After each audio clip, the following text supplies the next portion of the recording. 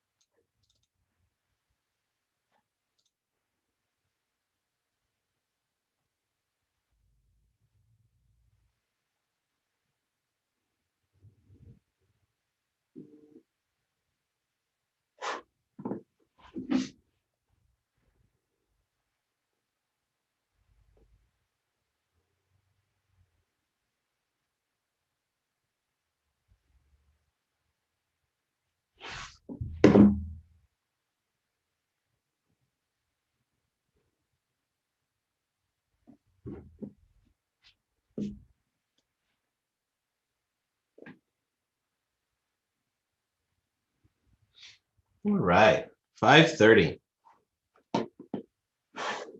Let's get rolling. We have 70 something slides to get through.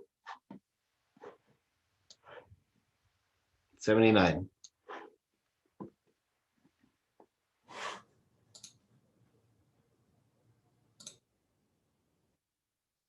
Okay, here we go into the last two parts of module number 3. This is part 5 and 6, the virtual networks for Azure administrators and monitor and backup Azure resources. We're going to start things off by hitting the virtual network peering. Virtual network peering is usable for connecting Azure virtual networks. This can allow VMs to connect to one another as if they were on the same network. It'll transfer traffic between virtual machines. It is using private IP addresses. It doesn't rely on internet connectivity. So that means that traffic will not only be private, but it'll also have high bandwidth and low latency since it's running within the Azure network. You can create the virtual network peering, which connects virtual networks in the same region, or you can use the global virtual network peering that connects out, between regions, like North Europe and West Europe. They are reciprocal connections, so both sides are able to talk to one another. You can use them, you can use peering even when both virtual networks are in different subscriptions. In that case, one admin of one subscription may not need to configure for both.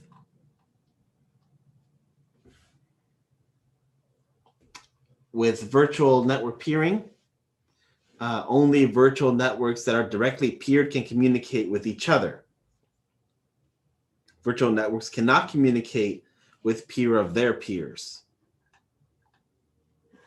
With network peering, you do have to keep in mind something very similar to things like with routing, where you can't use the same address space at both locations. You need to have different address spaces.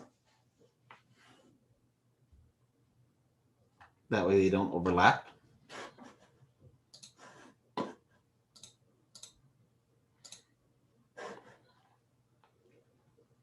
Your network security groups will filter network traffic to and from your resources. They contain rules that configure, allow or deny inbound and outbound traffic. You can apply them to a subnet and a network. Each network group is evaluated independently. Inbound is first evaluated by the security group applied to the subnet, and then by the network security group applied to the interface. So outbound is done the other way, where the group is applied to the network interface and then the subnet. Those security rules have a number of things that you need to fill out.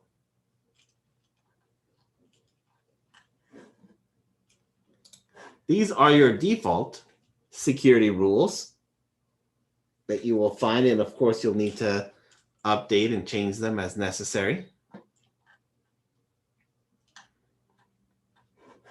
You can use these even for applications, so that you can make layer 7 firewalls, for example, with security groups.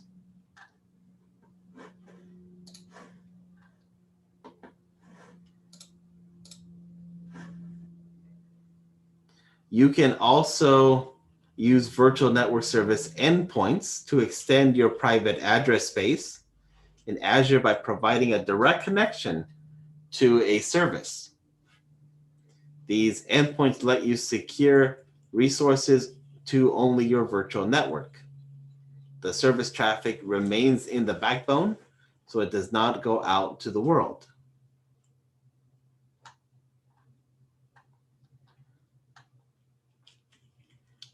In order to enable one of these, you have to turn off public access to that service, and you'll add a service endpoint to the virtual network.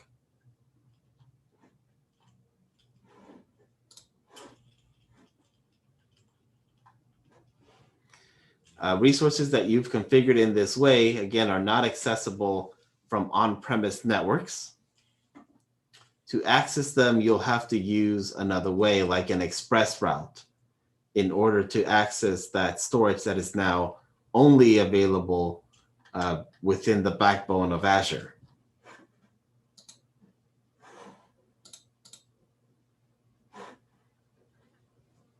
Bastion provides a secure remote connection to the portal, or from the portal to the VMs over TLS. Azure Bastion is the same, or you provision it to the same VM network as your VMs or a peered virtual network. Then you can connect any VM together directly through the portal. You can use it to open RDP or SSH, for example. That way you can connect directly to RDP or SSH over a private IP. It's a fully managed platform service, so you don't have to use network security groups to the Bastion subnet. You can configure network security groups if you want. Once deployed, you can select Connect Bastion, use Bastion, and then use your signing credentials to get in. This way, any traffic initiated from Bastion to the target stays within the virtual network. It helps prevent port scanning, since those ports like RDP and SSH are not publicly exposed. Bastion sits at the perimeter, so you don't necessarily have to worry about 0 days. Integrates natively with things like the Azure Firewall, and you can use the service to monitor and manage remote connections.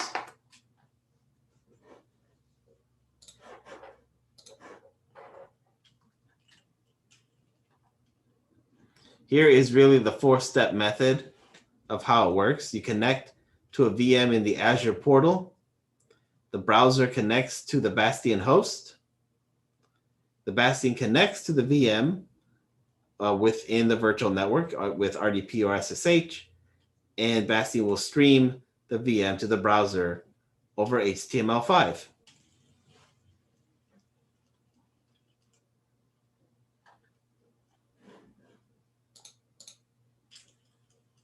To enable it, when you create a virtual network, you'll need to go into the Azure portal, create a new virtual network. Under security, you'll define the Bastion. You'll enable it. Then once enabled, you can add the subnet.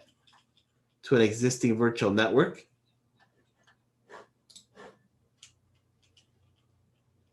And select Bastion, use Bastion.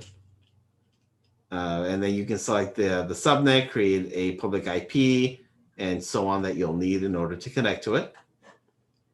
Of course, you can do all of this through PowerShell or Azure CLI. Once it's set up, you can use the Bastion to connect.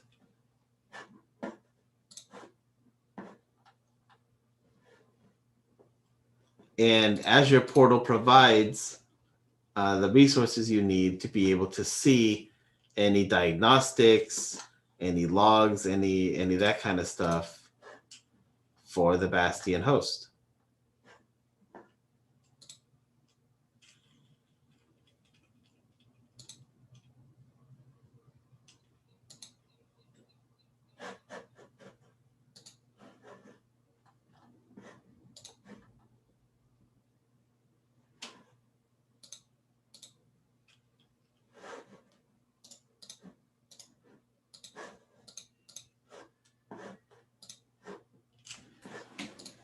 You can use a DNS zone within Azure. To create one, you need a subscription, a resource group, a name, and resource group location, which you'll enter all that in. Then after you create your zone, you'll get the name server details. These are the name servers you would use to update in your domain registrar, whether that's Google, GoDaddy, Cloudflare, so on and so forth. And then once you apply it there, you wait about 10 minutes or so, and then you can verify to see that it works. You can also do a, that's the public. There's also a private DNS zone that'll provide name resolution to a VM in a virtual network.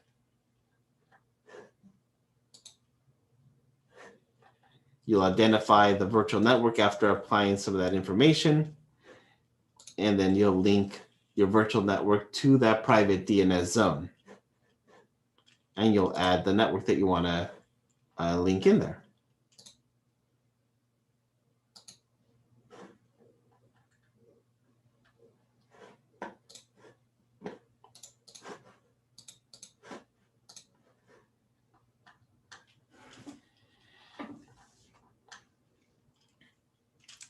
There is Azure Routing, that network traffic is automatically routed through subnets, virtual networks, and on-premise networks, controlled by system routes, which are assigned by default to each subnet in a virtual network.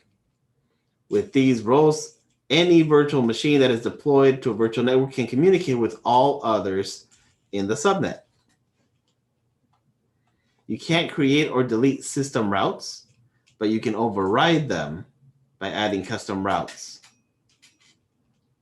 This diagram shows an overview of the system routes and shows how traffic flow among subnets and the internet by default. You can see that from the diagram, the traffic flows freely among the two subnets and the internet.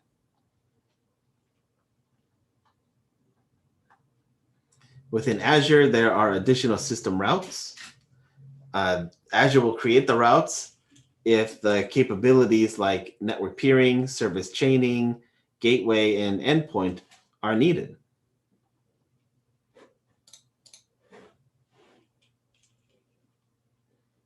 This diagram shows two virtual networks with peering configured. The user-defined routes are configured to route traffic through an NVA or Azure VPN gateway.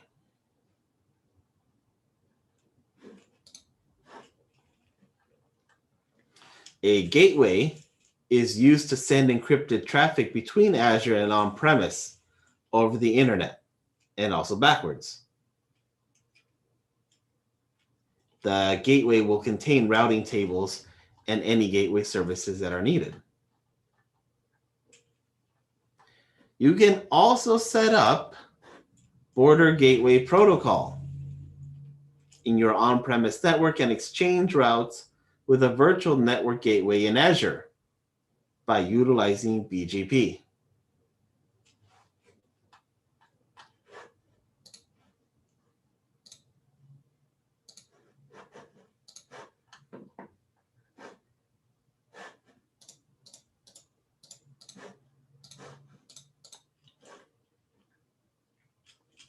A network virtual appliance is a virtual appliance that consists of various layers like a firewall, a WAN optimizer, application delivery controllers, routers, load balancers, IDS, IPSs, and proxies. You can deploy your NVAs from the Azure Marketplace, like Checkpoint, Barracuda, Sophos, WatchGuard, SonicWall. Your goal with these would be to prevent unwanted or unsecured network from reaching your key systems. So your NVA will provide things like being a firewall, being an SD-WAN edge, being a proxy, that kind of stuff to your critical infrastructure that's sitting in the cloud. Now, it uses microsegmentation. So anything from layer 4 and up is being watched. You can define routes if you need to build custom routes for your infrastructure.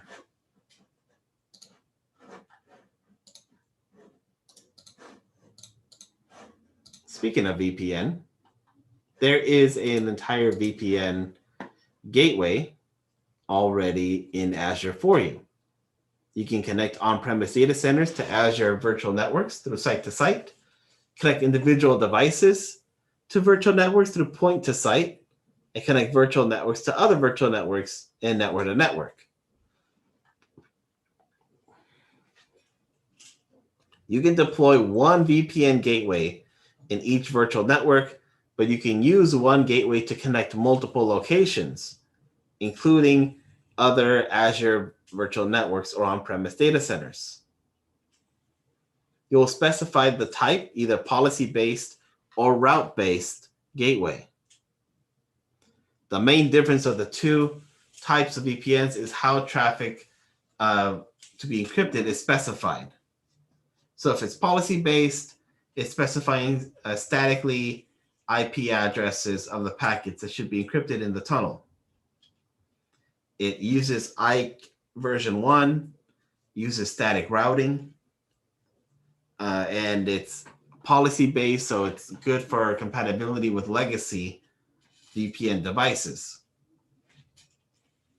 Route-based are the newer, who can do things like IPsec tunnels, who can manage connections between virtual networks, supports IKE version 2, uses any-to-any traffic selectors, can do dynamic routing protocols.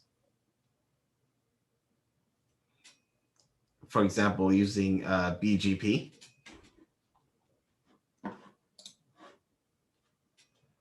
The capabilities of your gateway are determined by the size that you deploy. And here is an example of the main capabilities of each available VPN gateway.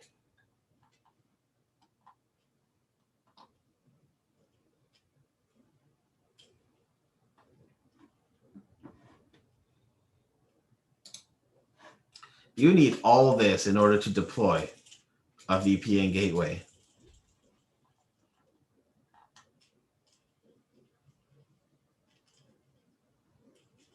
For on-premise, you'll need a VPN device that supports the policy or route-based VPN gateway, and of course, a public-facing IPv4 address.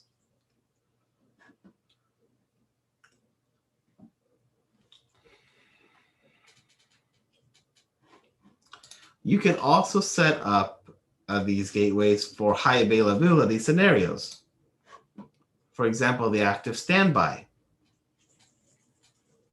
VPN gateways are deployed as 2 instances by default in the active standby configuration, even if you only see one VPN gateway resource. So when a planned or unplanned disruption occurs, the standby instance automatically assumes responsibility.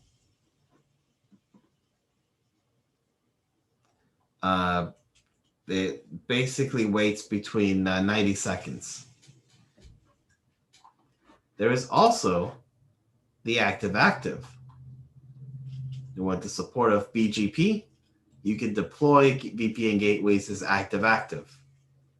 So you can assign a unique public IP address to each instance and create separate tunnels for the on-premise to each IP address.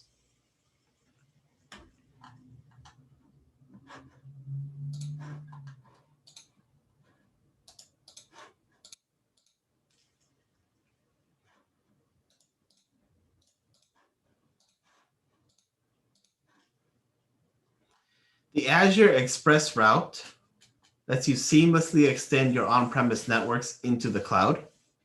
It's your connection between your organization and Azure being dedicated and private. It provides layer 3 connectivity, built-in redundancy, connectivity to the cloud services like Office 365, Cosmos DB, and so on. It also has global reach and dynamic routing. You have different connectivity models from Cloud Exchange, Colo, point-to-point Ethernet, and any-to-any.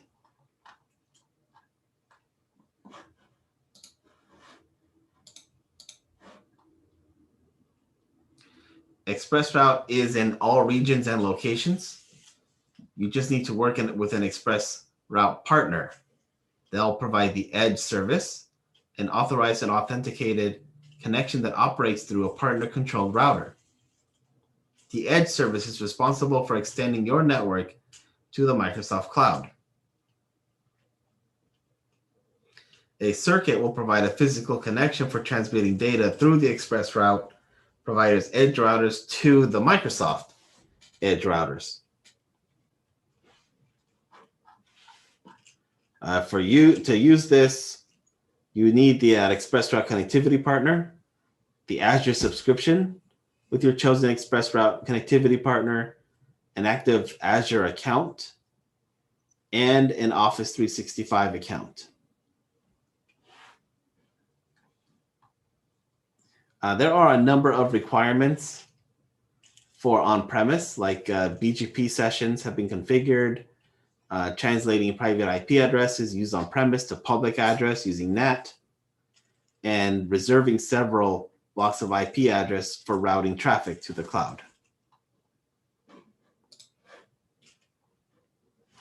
The two main peering schemes that it works with are the private peering to connect IaaS and PaaS services. And you can also use it to connect Office 365 and Dynamics 365. So to create one of these circuits, you need some information. First, circuit creation will take a couple minutes. Once it's provisioned, you'll be able to see the circuit status. You'll send the provider the value in the service key to them so that they can configure the connection, and that may take a while.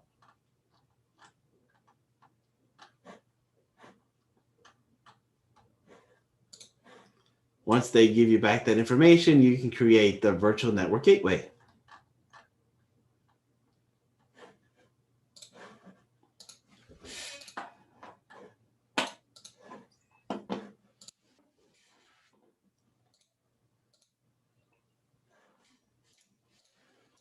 The load balancer.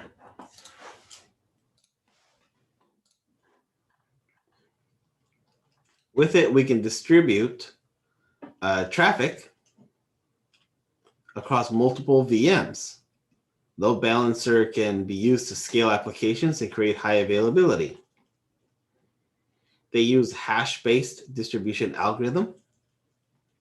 By default, a 5-tuple hash is used to map traffic to available servers, made from the source IP, the source port, destination IP and port, and the protocol type.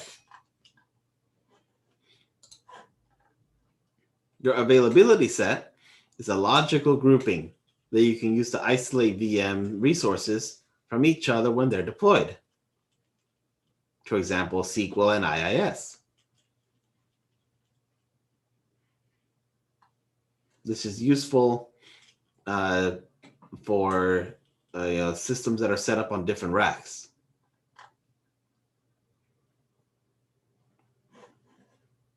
You also have the availability zones, groups of one or more data centers that have the independent power, cooling, and networking with copies of each other. So in case one goes down, the other one can take its place. This is all ways to load balance your whatever application or systems you're running.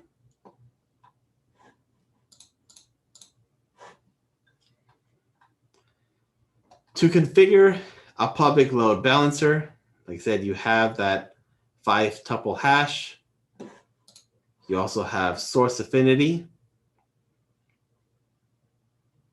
This can be known as the session affinity or client IP affinity, using two things in order to create the hash. The hash would ensure that the requests from a specific client are always sent to the same VM behind the load balancer.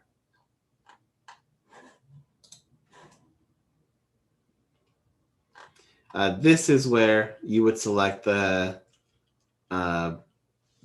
source affinity for it.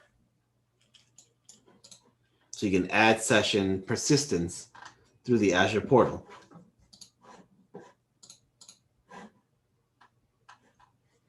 An internal load balancer would be great if we're working inside, if we have a lot of traffic that we're processing within the backbone of Azure.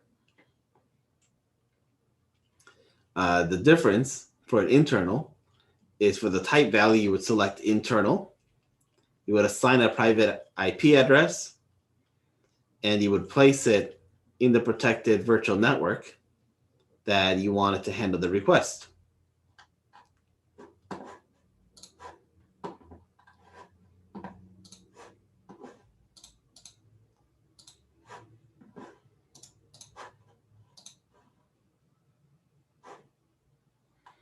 Well, load balancers are not perfect.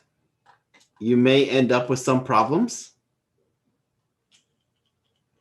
Your load balancer provides a transparent end-to-end connection from a client to an application. The client is not aware that a load balancer exists. So some problems that you may find are scalability. It can expose more than one public front-end address and have multiple backends. Your routing rules might be misconfigured. Load balancers do need to determine whether each VM is available using a health probe. And if the VM fails to respond after a specified number of attempts, the load balancer will assume it's unhealthy and remove it from a list. Misconfigured virtual networks can also be a problem. Some easy ways to see symptoms and causes would be to check the probes, check data path. If you have, if you're sharing like database or you're sharing a blob.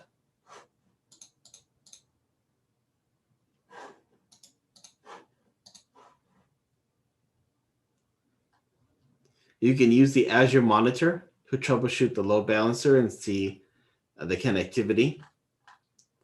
See the charts of things like the probes. A healthy health probe status would be hovering above or around the 50% mark. You can use the count aggregation to see another insight of potential problems. This second graph shows the health probe status and data path availability. Shows how many successful probes were done over time. Of course, you can view the service health, and then you'll get a much more detailed report on the health history of your load balancer. You can also monitor the workload from the load balancer to again see what VM isn't working or which one is taking too much.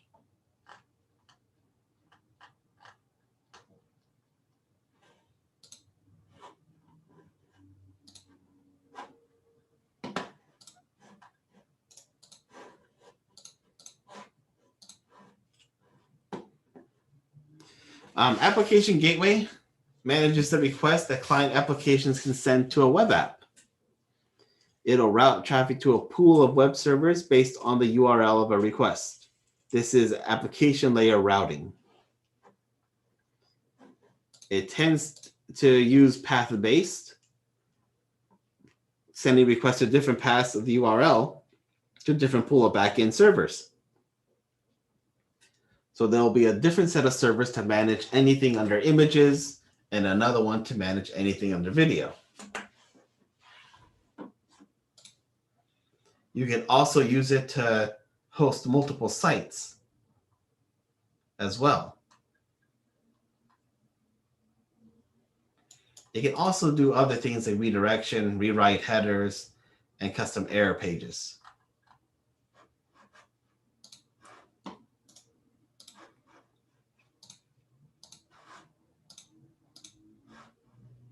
The application gateway is a series of components that combine to route requests to a pool of web servers and to check the health of those servers. You have your front-end IP address. You have the listeners to receive incoming requests. You have the routing rules that binds the listener to a back-end port. You have the back-end pools themselves, a web application firewall. You have the health probes, any network requirements, options that go along with that gateway.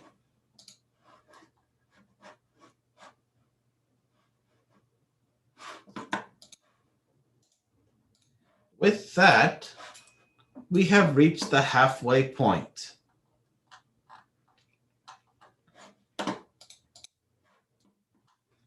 And we have part 6 now. Any questions before I move on to this last part?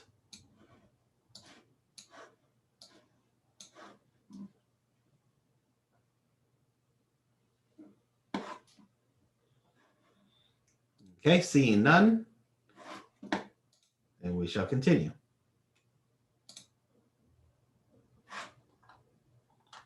Full stack monitoring is a complete approach to monitoring, triage, and diagnostics of an application, of infrastructure, and even security issues.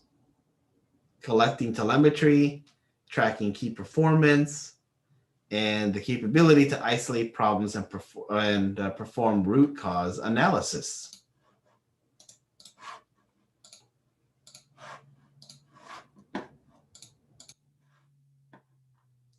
The Azure Monitor is a service for collecting, analyzing, and acting on telemetry from your cloud and on-premise environments. Helps you maximize the availability and performance of your applications and services. It'll help you enable or to detect and diagnose information from your applications, your infrastructure, and any platform issues. In most cases, you would start with Insight, which is a guided monitoring and troubleshooting for Azure resources. You have the Security Center, who handles all the security of your infrastructure at a centralized location, whether it's on-premise or on the cloud.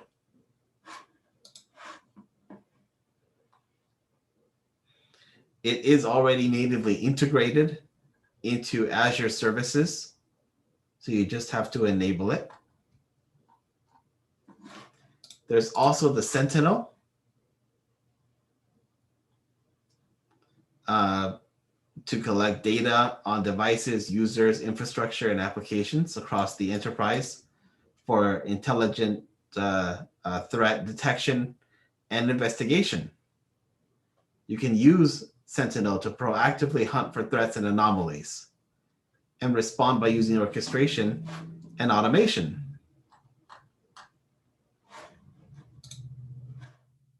For example, you can look into specific incidents and remove the noise to focus on a specific incident and any events that go with that. Even using playbooks to automate your response to a particular incident.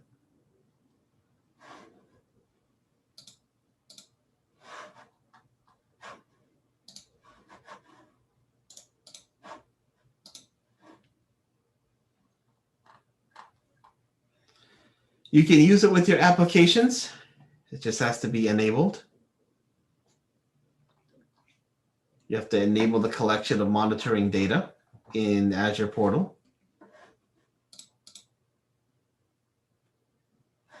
Once it's on, it'll collect health and performance, and you'll be able to see it within application insights from the portal, helping you to dig further into any possible issues that you may end up with. You can monitor the performance of applications over time and even see user behavior. Number of users, sessions, events, browser versions, OS, and locations.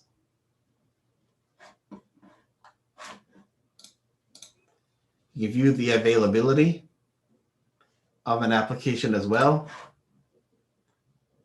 Create availability tests to see if it's down every 5 minutes.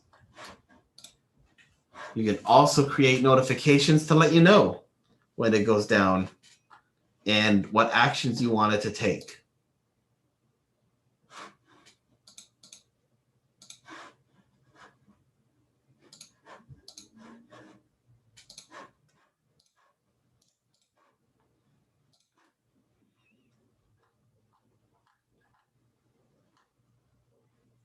At scale, once it's enabled, you're assessing Azure Monitor for VMs.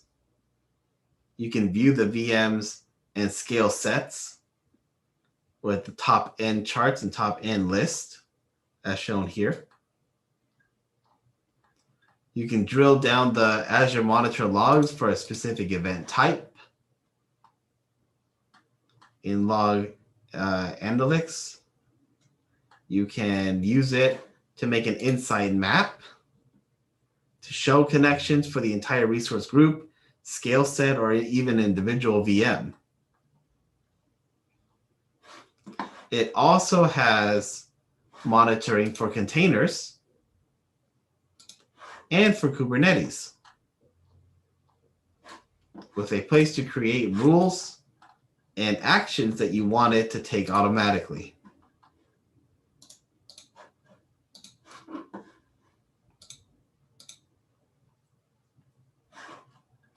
Using the Security Center, you can see the security posture of what you have. It'll recommend you what things you need to address, what things you should take actions on.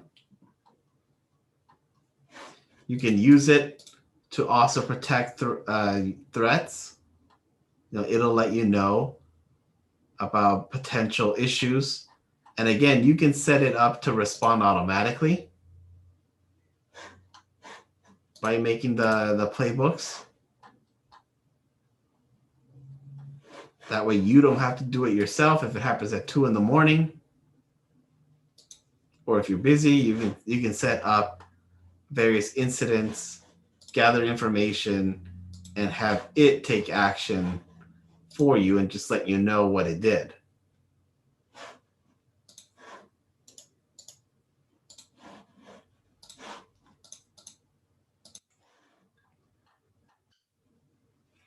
Sentinel will give you that overview of your organization, even if it's across multiple clouds and on-premise.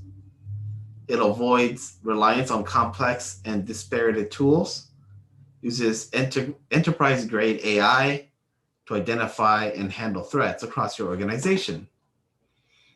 You'll need to create a resource in the Azure portal for it.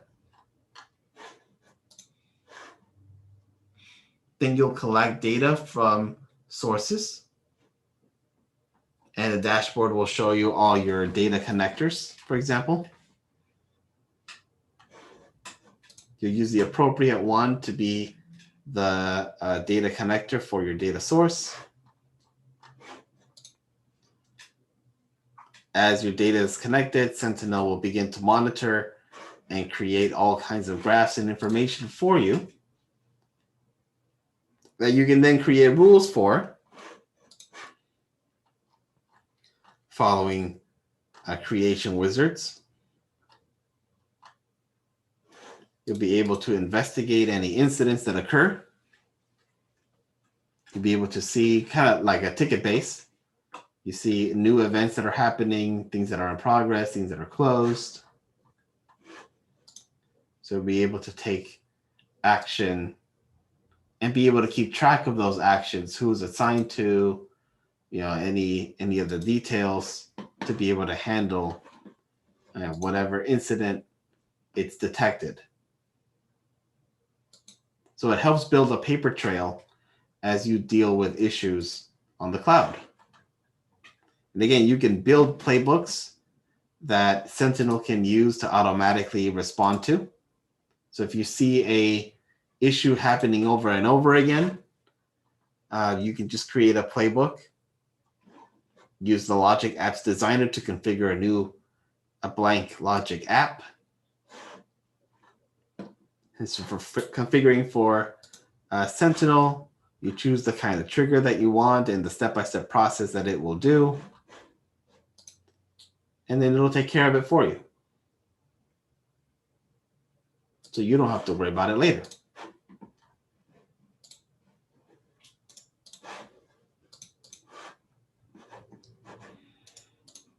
Knowing how your systems are doing is a very good thing. For example, high CPU usage could mean that your device was compromised and it's mining Bitcoin. Or a lot of traffic. You could be exfiltrating information. Azure can collect these metrics by default. You can view them on a graph to see the status over time.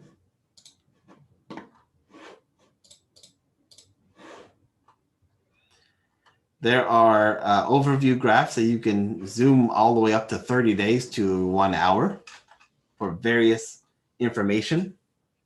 You can create custom key performance indicators as well for specific things that you want to look into. And under monitor metrics, you'll be able to see and make custom graphs as you need them.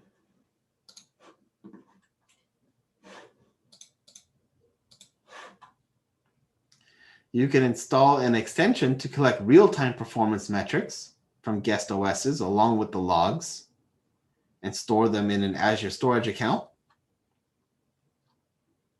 When you create a new machine, you'll just enable OS guest diagnostics. If you've already created one, you can enable it.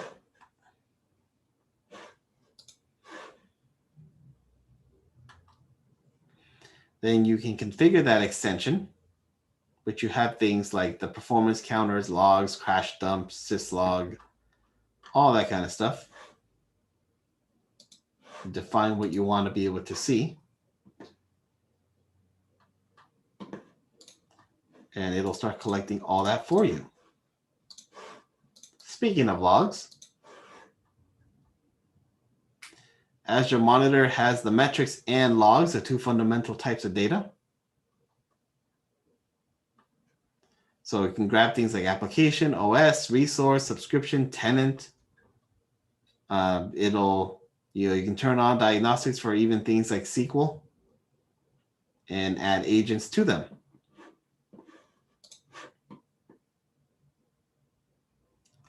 also be able to create graphs from your logs.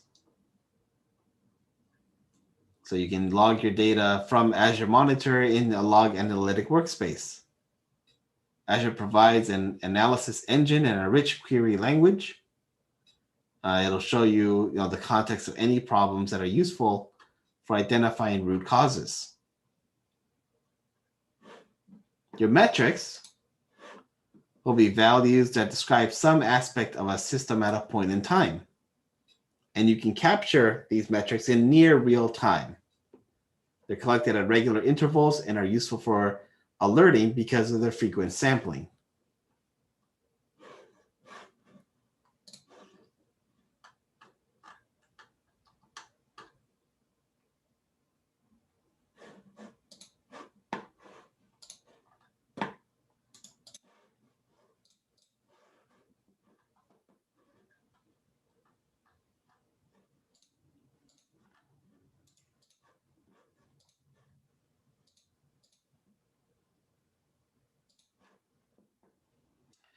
Azure Site Recovery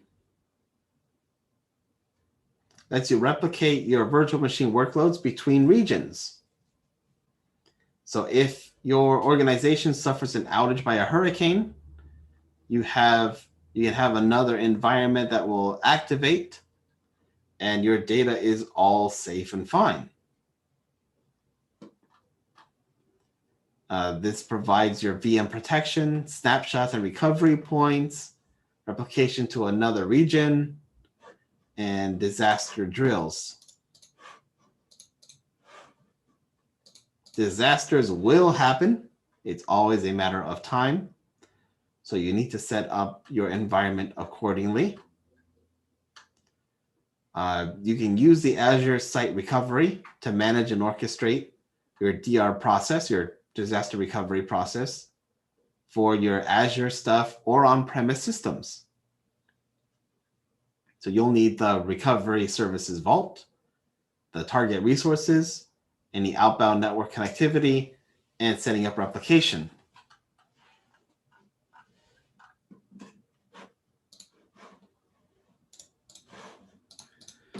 With that, you'll need to run a drill because you want to make sure that it works. Drills can happen without impacting production service. So it's great to do test runs, and you really should do test runs on a periodic basis to make sure everything still works, because it's not a when, it's always an if a disaster will happen that you need to bring things up. You can do failover on individual machines. There is a button that you can click on to test failover to see that will they work. You can also bring down a number of machines together as a full test and be able to see the result.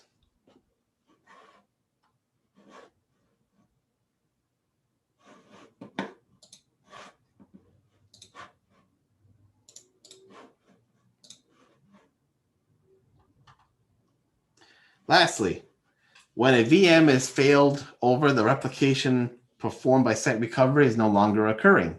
Duh. You have to re-enable the protection to start protecting the failed over VM.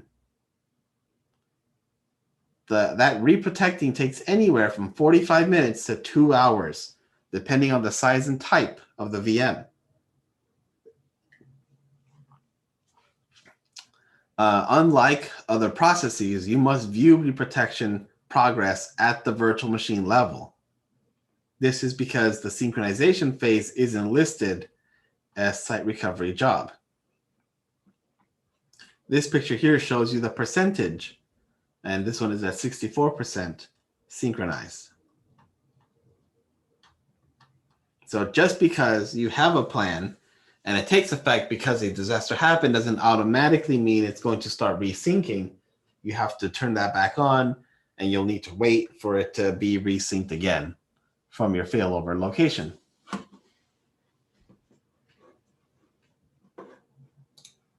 Any questions?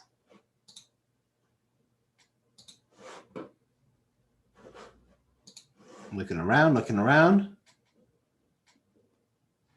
I see none. So I'll stop this recording. I'll move these two files out of the way. Let me put them here for now. And record the final section. Let me bring up new share. This.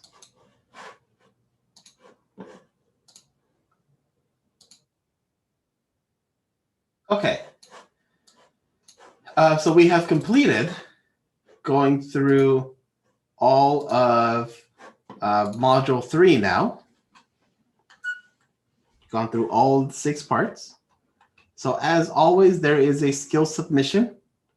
Where you create either on top of the things you've created already or something new based off of the information in these 6 parts. Again, you can meet with me briefly and discuss what you want to do. Then you'll build it. You'll make a video where you demonstrate it. And you would submit that YouTube link here. Then you go on to module 4.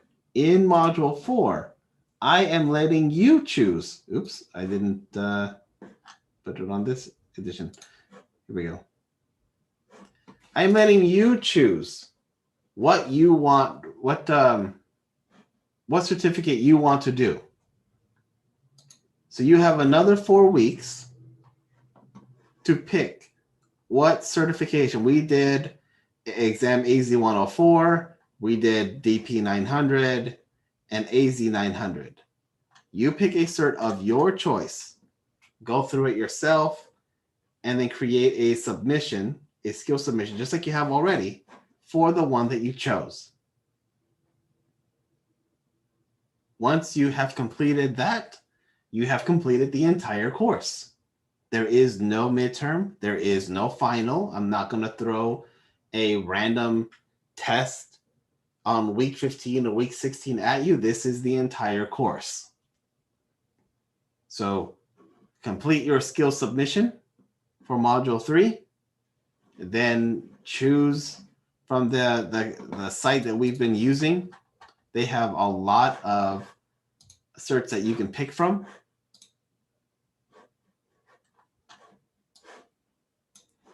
Pick the one you want. You have 4 weeks to get through it and create your, your skill submission. Any questions on the work ahead?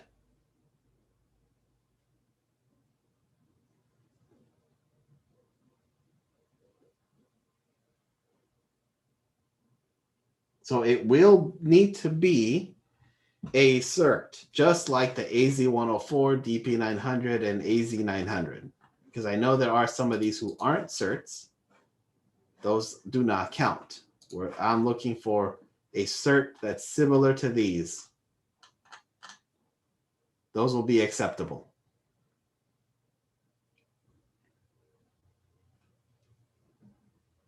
And if you have any questions, you can always reach out to me, and I'll let you know if the cert you're thinking of is a valid one or not.